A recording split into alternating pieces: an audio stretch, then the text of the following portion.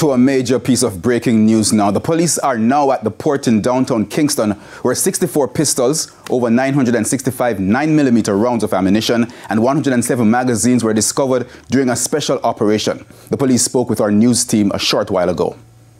This operation started earlier on this morning, somewhere about 8 o'clock, and it is still ongoing. There are 2 persons that have been taken into custody so far.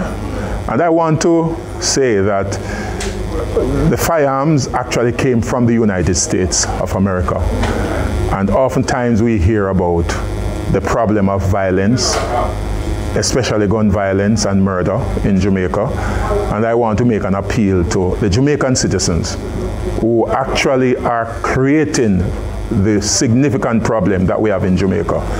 They are the ones who are sending the firearm, and I am appealing to the diaspora to sort of engage the citizen and encourage them to desist from this type of destructive activity.